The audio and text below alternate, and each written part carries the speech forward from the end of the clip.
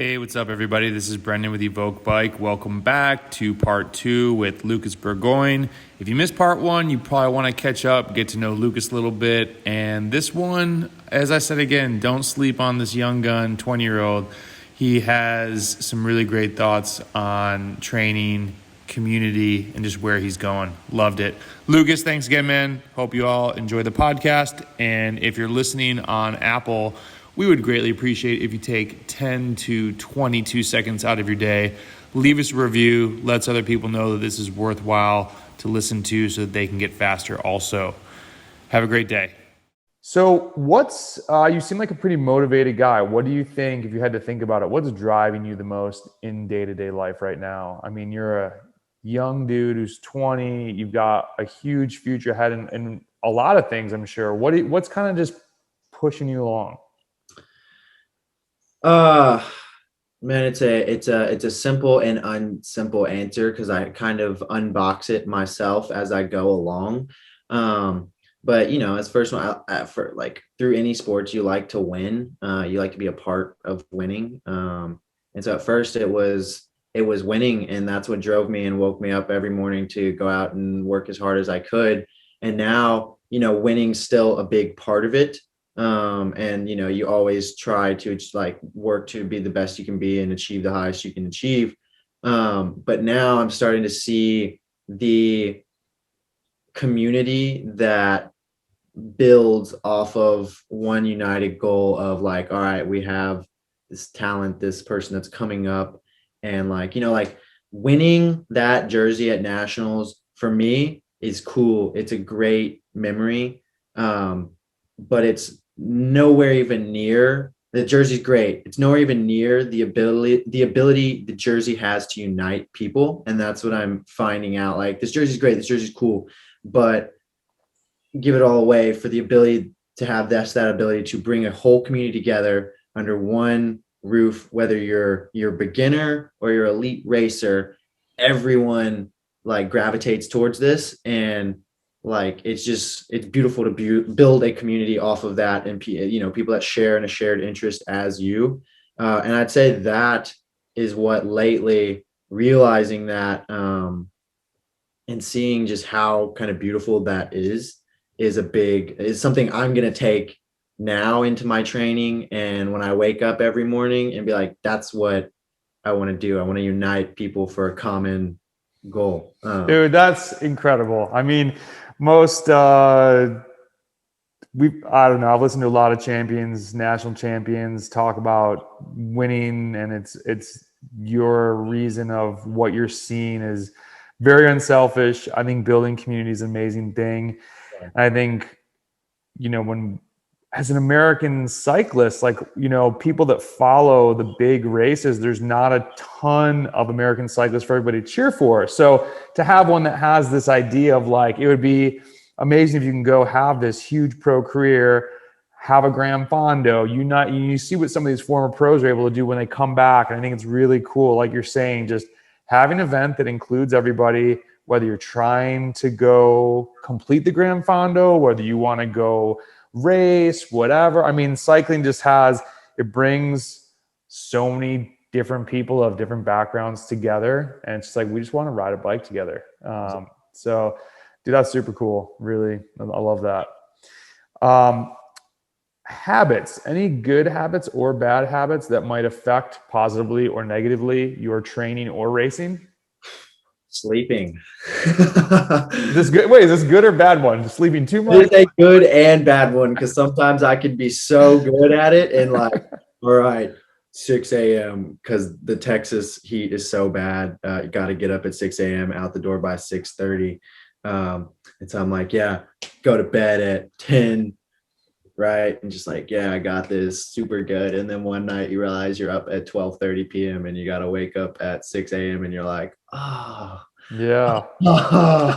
This is I'm a night person. So it's like, I messed up. This ride tomorrow is gonna suck.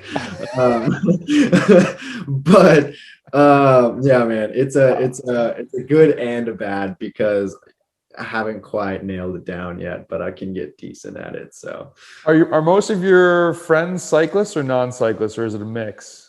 it's a mix. I like when you get in with cyclists, right? It kind of, so a lot of times the conversation will always turn towards cycling, and people be like, "Yo, what's your FTP or what's your this or that?" And I'm like, "Bro, come on."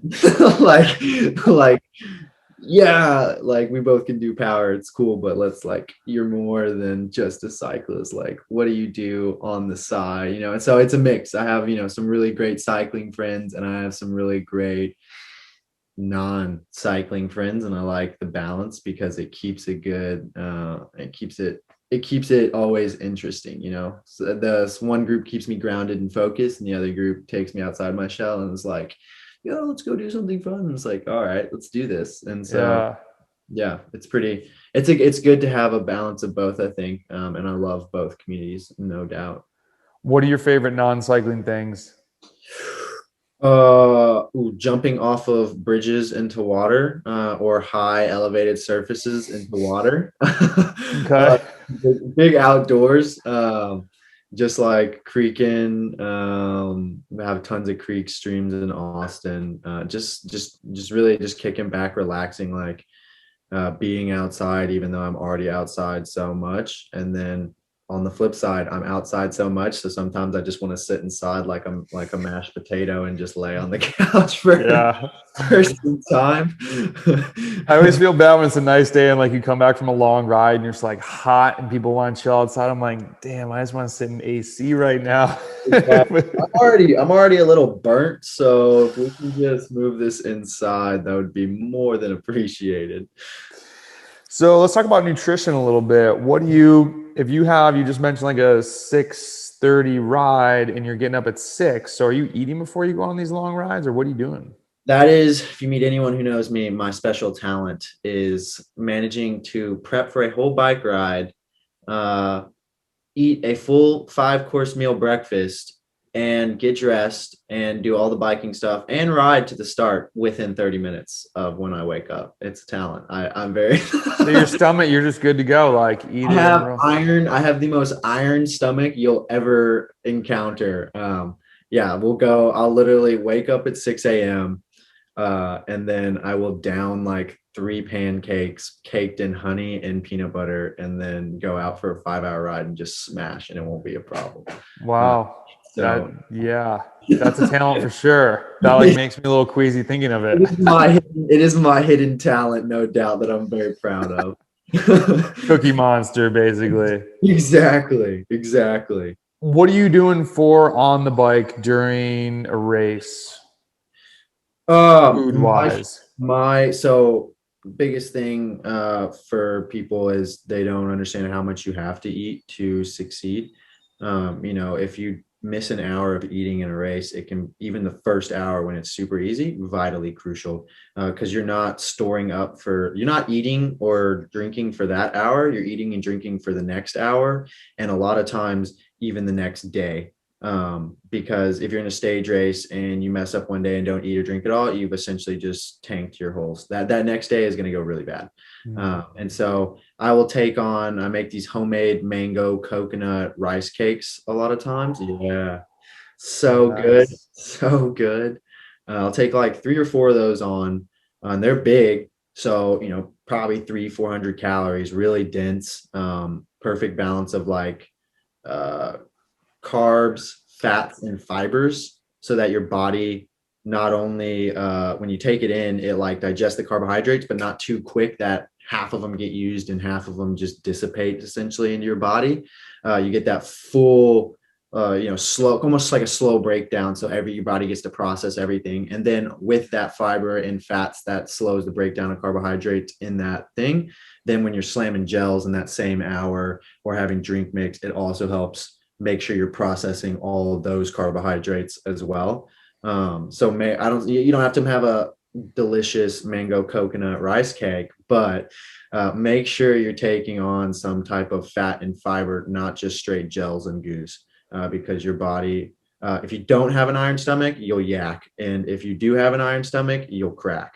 So it's one or the other. Just make sure you eat if you want to avoid both. Interesting. I like Yeah. that. What do you think? What has there been any evolution to your nutrition over? I realize you're only 20, but you've been racing since you were like 13, I want to say, maybe even younger. Been racing on the bike since I was 15, but I've been running since I was 8. But weren't you a national champion when you were 14? Is that Okay, it? 14. Yes, yes, yes. See, you're so long in the game, you forgot. All right, so this is good. This is a legit question. Then I was like, well, he's super young. Maybe this doesn't make sense. What's the evolution of nutrition? I mean, young kids are notoriously not the best eaters. Maybe it's different because you've been really a lifelong athlete. Yeah.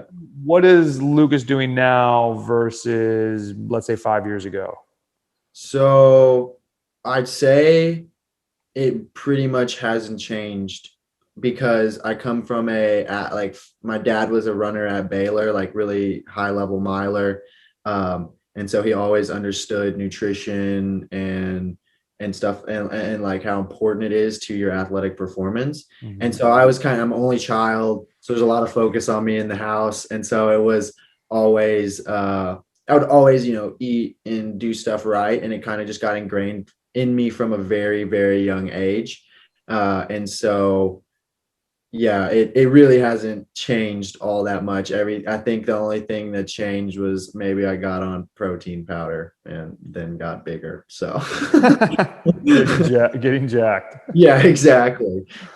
I'm not a huge equipment guy, but people always ask me to ask these questions. So I see some zip wheels behind you. Is there anything unique about your setup on your bike for racing? It's the uniqueness would be that it's really nice stuff and goes really fast. So no, I run SRAM, Red, Axis, the 12-speed group set, and then zip wheels. I've been running the 454s in the most recent races, and they're so fast. And then we have the Pinarello F12 disc brake version. It's kind of Aero / climber bike. How you like that frame? It's amazing, man. I've never been on a aero bike before, and it just freaking goes. Like when you wind it up, just they don't stop. And They so don't stop. to the line, I very much enjoy riding that bike. So I thought it was marketing until 3 years ago. Our team was given aero bikes, and I was like, whoa, this is like a mile an hour faster on normal routes. And then I was on another team, and same team, they changed sponsors, did not have an aero bike. And I was like, whoa, that actually mattered. And then I went back to an aero bike. I'm like, this is super fast. So right. I laugh at asking this question because it's just, people talk about this in our WhatsApp group all the time. Tire size and pressure. I have to preface it because some people watch this like, dude, who cares? Yeah. People talk about this a lot, and it blows my mind. Yeah. So I have come to the recent realization that if you are doing a crit, especially if it's a high level crit, you can no longer run anything but 28 mil tires, or you will feel like you're going to die the whole time. I, at Crit Nats, was running 26s and thought I was going to die the whole time. It's the speed that people go through corners now in these crits, in these high level crits, is absolute insanity. It's literally risking it for the biscuit every corner. And so, I mean, like the first 10 minutes of Euro racing is very hard in its different sense, but it's not in the corners. Guys don't typically take the corners very hard there. And then crits, obviously, it's all about who's willing to die in the last corner to win the bike race. And so, I mean, yeah, like I was running 26 mil tires at 75 PSI. And I thought, and we were going through that last turn, and it's a little bumpy, and I'm literally leaned as far over as I can. And I'm like, wow, I might just eat it so hard in this corner right now, but that's okay. It's okay. We're going to come out of this. And there was guys going 2 or 3 miles an hour faster than me through that last corner. And I was just like, Oh no. You make me feel really good because I don't really race crits anymore. I'm almost 40 and I've never loved them, but it was a realization. It was probably 2 or 3 years into doing some serious races. And I asked the guy, I'm like, dude, I'm scared. He's like, oh yeah, so am I. I'm like, wait, what? He's like, oh dude, yeah, 3/4 of the field is frightened the whole time. I'm like, oh, I thought I was alone. He's like, oh no, you're definitely like about to die a lot Yeah, of times during this race. And yeah, it made me feel a little bit better, but I was like, wait, why are we doing this? This is yeah. Literally, I knew in the crit finish, it's a last corner crit, which are always the scariest because you're going through the last corner at like 40 miles an hour. And we're coming into the sprint and we're in our like little 7-man breakaway. And I knew I had to slow the corner down because if I let these kids who are with me are all racing all these, NRC, whatever you call them, PRT crits, Mhm. racing with Legion and all those guys who literally are willing to die. Um, they they are going to be able to like just mob this last corner. So guy goes, he's a time trialist. I know I'll run him down in the sprint. And then there's a kid right in front of me that has literally the biggest legs I've ever seen in my life. And I was like, oh, that kid can probably sprint. And so I like chop him I get on his inside and like put my bars into him so that he can't, like he has to kind of give up in the corner because otherwise it'll go very badly, to slow up the sprint a little bit so that it wasn't as much a last turn crit. And I'm like, okay, I got this. I did this perfectly. I moved up on him. It's going to slow it down a little bit. We still went through the corner at like 33. This Kelly Benefits kid, like momentum swings. And turns out he's a really good sprinter. Respect to him. I had no clue. He swings, dive bomb. Like I was already on the limit of my turning capabilities. And this kid somehow comes up under my inside and has no more momentum because going faster through the turn than me. I'm like, oh my God, that is so impressive. And he's going. And I'm like, I get out of the saddle for a second and the gear was a little too big. And I was like, it's like, uh-oh. And so I just start ripping, and I'm like, wow, I'm not really coming on this kid that fast. And then all of a sudden I get over the gear and it's just when I like covered the whole like because I mean we were coming into the turn, he was behind me, and then coming out of the turn, he had his whole bike in front of me. And I was like, so I had to make up a bike length, like half a bike length, and then go another half bike length in front of him before we finished. And I was like, first I was like, whoa, this may not go my way.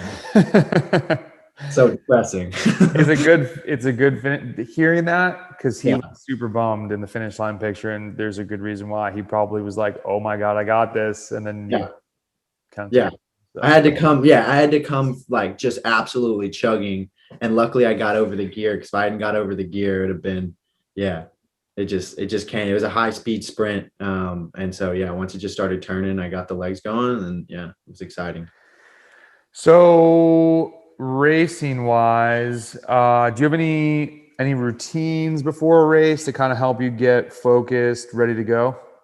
So my favorite routine that everyone always gives me garbage for is you ever heard of training an altitude training mask? They're not altitude training masks, but they're those basically breathing restrictors essentially, Okay, right? I've seen them. So Like people work out in them. Yeah, yeah, you almost look like Bane.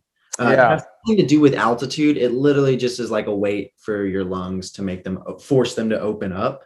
And so every race day, eat, get up, pancakes is the typical breakfast. Lots of honey and peanut butter. Roll over to the race, get in my mode, start with chill music, and then it builds into amp music. And then when I put the mask on, it's like full amp music. Like we got all the best tracks going, J. Cole, just everything cranking.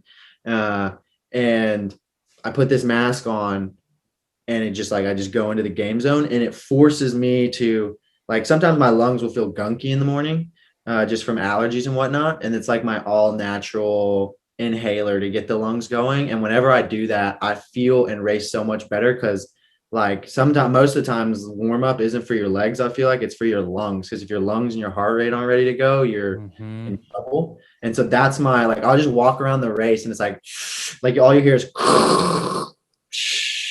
like of me breathing in and out. People are like, what is this kid doing? That And is never gone to a race and not had at least three people make a comment about my mask being on and so you're warming up with this on out on the bike?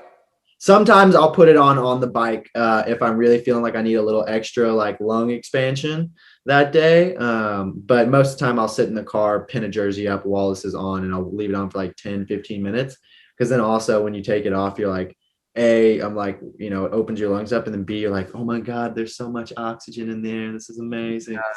Dude, I use this thing called Aerofit, and it's like a breathing trainer. And Right. people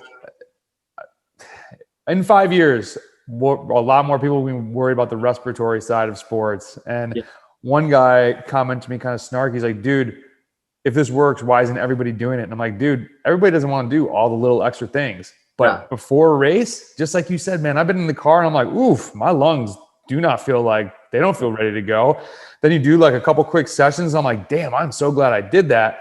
And then you get out there and I'm like, it almost reminds me how deep breathing feels. So when I'm like VO2 max and I'm like, dude, it's okay. Like fully breathe, fully exhale. And it's just keyed my mind in a different way. It's the only way I can explain to somebody that hasn't done it. So that's interesting to hear you say that.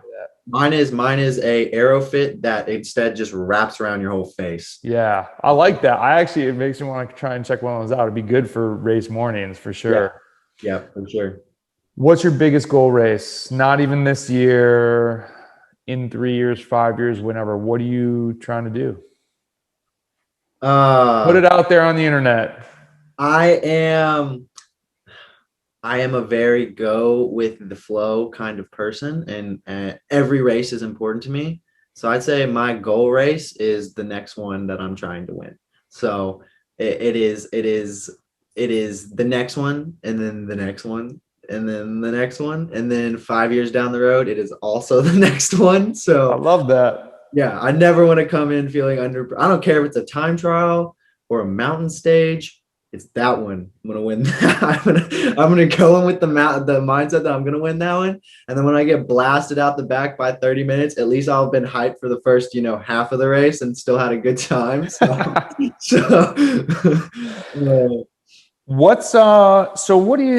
is going to be a good question for especially people maybe a couple years younger than you, or those that haven't hit your level of success, and maybe they're 23, 24, or they're like an American kid who found cycling later, like we've been talking about earlier. What do you think it takes to become a pro in the US? Especially nowadays, like, kind of said, there's not as many races going on. And I'm going to leave it open-ended for you on that. Yeah. Two things. Building a community of people around you that when your highs are high, they're with you and they're supporting you. And when your lows are low, they're picking you right back up. That's the first thing. Is I've been so fortunate in Houston to have built a community around me. In Austin, even though I've been there for 2 years, the support is absolutely absurd. From anything, like I have a guy named Nello, amazing old like South American man who just loves cycling, and he's lived in Austin all of his life, and he hears about I'm prepping for pro and U23 Nats. I think I have a shot to win something.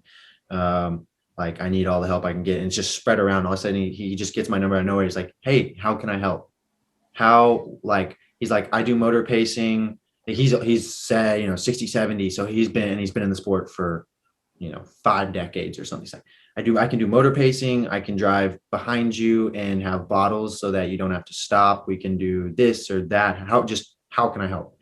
And there's a lot of those people, especially in the cycling community. You'll find it's a lot of people that just want to come together and for a common goal and succeed, and watch, whether it's them or their buddy, watch them succeed.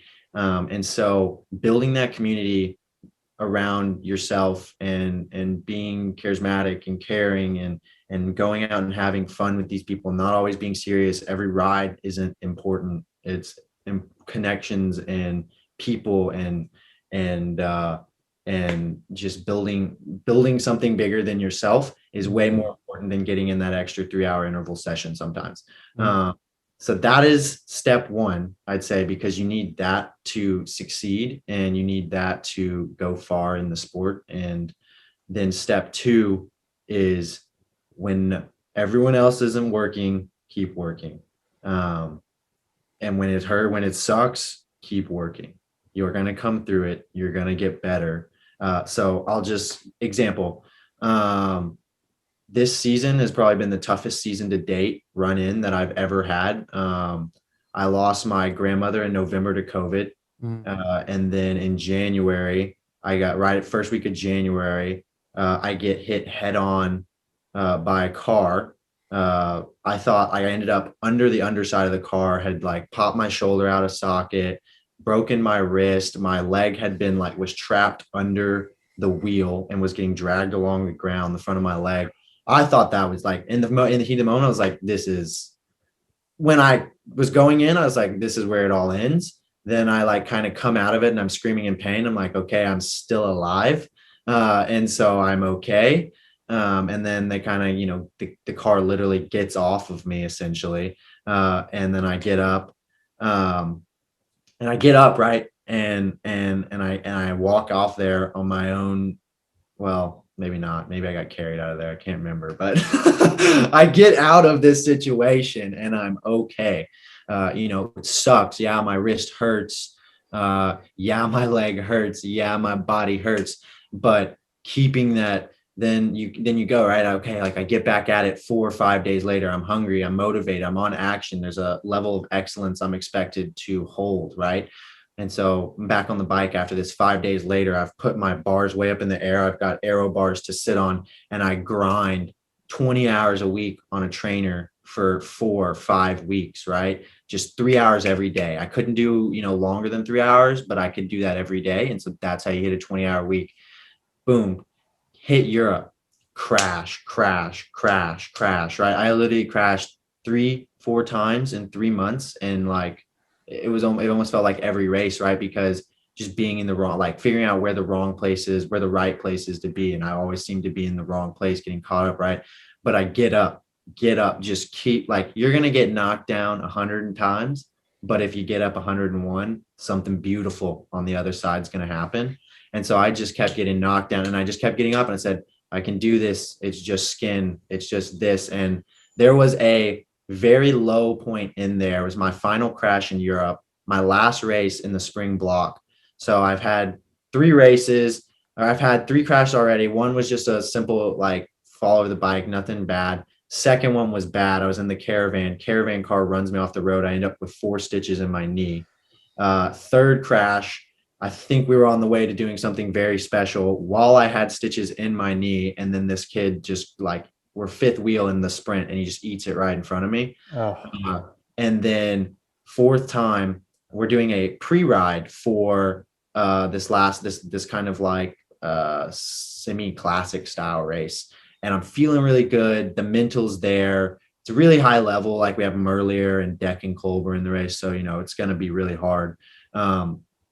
And go out for my pre-ride, feeling great. I get to the hotel. I'm like, no, I'm going to turn around and do one more sprint and turn around right in front of the hotel, wind up, get up to like, it's probably like 55K an hour. I was still winding up, which is like, I don't know, 35 or something, and snap a cleat mid sprint, deck it right in front, literally slide into my hotel opening parking lot, right? And it's fast, high speed, literally just biffed it straight there because I snapped the cleat, hit the bars, and just tanked it. And I'm like just bleeding everywhere. And hands are in both my hands are just shredded. There's this giant gash out of my hip. Elbows, like I'm like thought I had chipped a piece in my elbow for a second. I'm just sitting there and I'm like that was rock bottom, just sitting there, just like, what is happening? I'm like on the edge of crying, like this is stupid. This is like I don't want to be here right now. I just go home. And then I get up, you sit there. This time I sat there a little bit longer, maybe just 20 minutes on the road, just like dealing. And then finally I get up, I swallow my pride, I roll into the mechanics, I'm like, I don't know what to tell you. Here's my bike. It's broken. And that was the turning point. I sat there and I was like, I can turn this. I can turn this. I can turn this. I can do this. I can do this. I'm going to be okay. And I get up, get my bike, roll in, and then probably have arguably the best race. It didn't come out to the result I wanted because of the injuries I had suffered the day before. They eventually caught up to me, but I had arguably the best race I'd had all season right there, right? And then from that, it just started falling, just and then came back home, did, won a race, had a great time, was doing, training really hard, and then click, click, click. Everything's adding, everything's adding, everything's adding. Just keep your head in the sand, keep working, keep your horse blinders on, keep driving, keep doing everything you can. And eventually it's going to fall. It's going to click. Just grind. It sucks that it's been 6 months like this, but eventually you're going to come out the other side. The rainbow's going to hit, and God, is it going to be beautiful. And that was the national championship. That was the accumulation of all of that. So that's a great story, man. That's a good timeline to be able to look back on. So do you think it's fair to say resilience is, yes, be resilient? resilience is, if you can have resilience and a willing to outwork and work very hard, you're going to go very far in cycling. Very, very far. You'll be just fine. So this is, man, you're a wise man among young years, but it's like Drake has a line, you can play your heart out, everyone doesn't get a ring though. And it's in our society of like, go to work a little bit harder, get paid a little bit more. Cycling's not like that. And you can bust your ass and you can go to the race and get 17th. And right. it's just, that's the brutal nature of this sport. And it breaks a lot of people. And I think boiling it down to like, most people that are watching this aren't going to reach your level, but for like the Cat 3 cyclists to hear, dude, you are almost right there. And after you figure out how to get out of Cat 3, don't get it twisted. You're going to go to the first 1-2 race and your head's going to be spinning. And you're like, damn it, I'm not good enough for this. No, keep going. Keep grinding. Go get dropped again and figure out how to hold on a little bit longer. Figure out what you're bad. And it's just, yeah, dude, that's amazing advice, which you kind of, in answering what does it take to become a pro, you kind of answer my question of like, maybe you have a different one. What's the best tip? My last question was what's the best tip for newer cyclists or, the 1-2 cyclist that's trying to get to your level? Is it be resilient, or is there something else you might throw out there? It is a culmination of what I just sat there and said. It's resilience. It is the community part, and it is understanding, cycling is a connections game. And so understanding that that's what it is, and everything you do on the bike is a representation of who you are. And so 5 years down the road, you could have been in a, I came through cycling in the Cat, 2, 3s, whatever, 3, 4 years ago. And I was racing with a guy who now sponsors me and pays for a lot of stuff. And because I made that connection when I was, 16, and they saw me as this, like it wasn't like I intentionally, like this company didn't even exist that now sponsors me. But he's now a big part of it. And because I built, like, you have to understand that everything you do is a reflection of yourself. And because I, planted that seed early of, they liked me and they knew I was tenacious and I was willing to work hard, and they want to see that succeed. And because of this 4 years ago instance of me just I don't even remember how we met, but it was introducing out of nowhere. And now they're like that connections and being the best you can be, and all the time, and just authenticity, and be yourself, and work, man. That is I love it, man. It's nothing about watts. It's all these internal, personal things. Watts, unless you're going uphill, are essentially useless. I mean, they're not useless, but it doesn't matter because it's all about positioning and skill. You can be half as strong as the next guy, but if you make that that person ride the front for an hour and you sit on the whole time, guess who's going to win the bike race? Not Mhm. them. They're exponentially stronger than you on paper. I'm in like a lot of forums just answering questions and stuff. And there's the number one thing I think people talk about is, certain people are led down a road saying, hey, if I can do X watts for this duration, I'm gonna be really good. And I'm like, I just want to warn you, that's not a bike race. Like you might feel fit, Yeah. you might go get blown out the back, and they can't compute that. And then it's that question that we talked about before: just go race, and then let's talk. And then it kind of clicks, and they realize that this thing up, it doesn't show with my Zoom background. The head, the brain has a lot to do with success, but you hit on a million things. We can go down rabbit holes off of cycling of like everybody's a personal brand, Yeah. and everybody is selling themselves. And I have tons of friends who are like, I hate selling. I'm like, dude, you're selling every day. You're selling me to go get sushi instead of a burger, or there's always a deal going on. Yeah, It's man. It's cycling times are changing, and it's because of your Justin Williams, Colin Strickland's of the world who are creating this. If you can be like, obviously you need to be talented and you need to win bike races, but if you can be present on social media, there's your Mhm. advertising. And now they make very good livings for racing the American, like, the American scene. And doing what they love, right? And they're not working. They're just having an app. Okay, maybe Justin's stuff seems a little hectic, but it just seems amazing. What they're doing is they're developing a path for the younger wave of when if we get, and we're the social media era, and so I'm fortunate. I feel like I'm catching it on the front end, and I've started working on it and trying to do more stuff like them. Like I ride with Colin all the time. He's out of Austin. We talk about it, and having that understanding. He's like, like there's so many things in cycling, so many advertisements here and on your jersey and all that, and in the grand scheme of things, it can't. You can't always see it. You can't. Whatever. But how do you bring attention to them? What if you have 5, 10, 20,000 Instagram followers?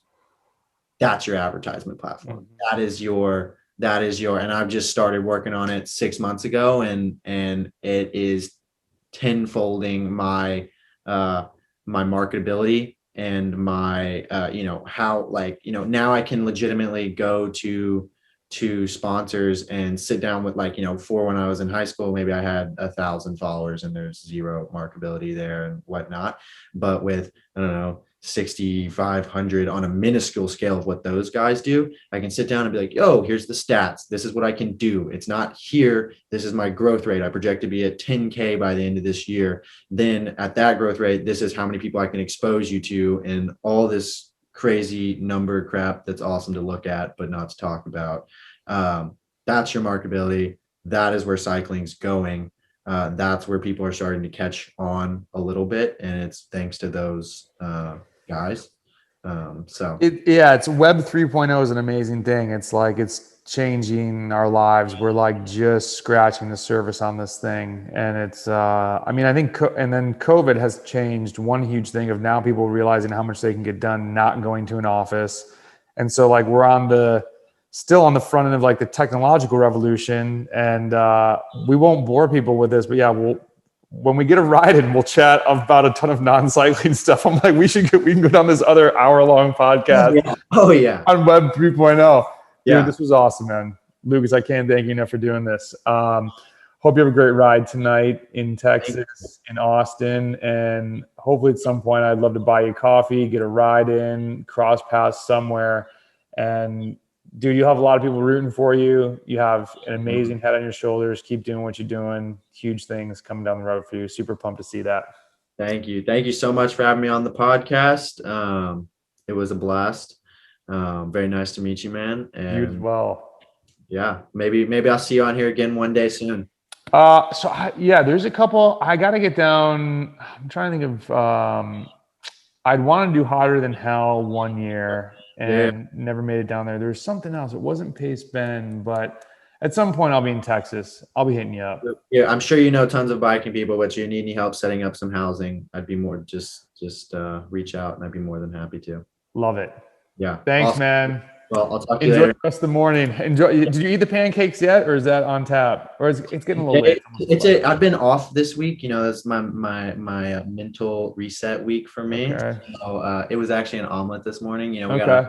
can't have pancakes all the time, or we're going out on pancakes. So All the carbs for no biking. Yeah, it's not really good. exactly. This 7 days has been beautiful, but I got to work today. So, all Awesome, right, dude. Thanks, man. We'll talk soon. bye. See ya.